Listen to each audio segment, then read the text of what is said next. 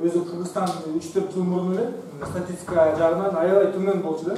Колдонуучулар арасынан, тиркемелер арасынан, бирок ушул 3-4 жылда Санарип Кыргызстан, Тазаком жана башка долбоорлор болуп аябай алдыга чыгып кетти.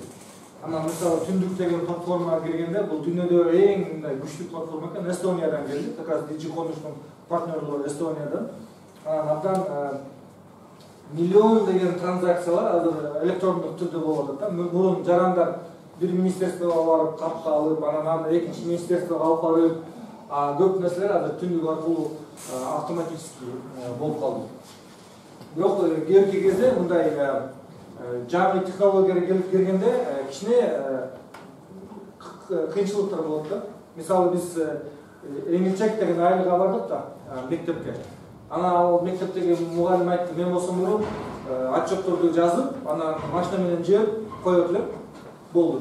Азыр болсо мен ошо караколго ар бир ай сайынбы же канча жума сайын барып, 2-3 системага маалыматтарды киргизип, кайта келишим керек дейт. Анан Эңилчектен Караколго барганым менен бир күн кар жаап калабы же бир эки окула перевал жаалып калабы, интернет жок, аябай коркунучтуу болуп калды. Бул деген жанагы кичине башында кичине мүмкүн мындай ыңгайсыз болуп калат. Же болбосо Кызыл Ой деген айылга барсак, ошол аякта айыл өкмөтү айтты да, биз 3-4 система бар турбай, мен колдоно элекмин, мына Санарип аймак, анан да бирдеке ошонун баардыгына маалымат киргизе беришти.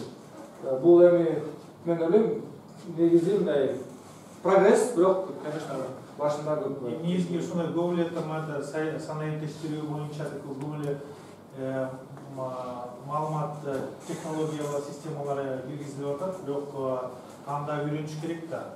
Анда үйрөтүш керек. Ошо Digicommerce бир нече серия тренингтерди онлайн өткөрдү. Ошо боюнча, бирок ошо платформалар боюнча дагы такой прям өзүнчө курстарды ачса болот да.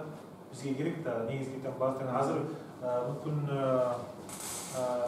интернет боюнча ошо веб-сайтта, веб-сайты боюнча, цом сайты боюнча эле такой миллион сом болот экен да. Бирок азыр адам билишет да, барып келишет, цомго барып эле очередьте туруп, эти лингдерде койчу, ошо шкаф ошо нереально да. Ошонун артында такой очередь бир күн жогото салатчы. Ошону бул дегенде бул мүмкүнчүлүк да, жаңы курстарды түзүү боюнча мүмкүнчүлүк. Эгерде ушундай курстарды жакшылап ойлонуп туруп ишке жүрүшсөңөрчү, ушул курсту сатсаңар болот, же сиздерди ушундай тренер аркылуу деген иште чакырат да.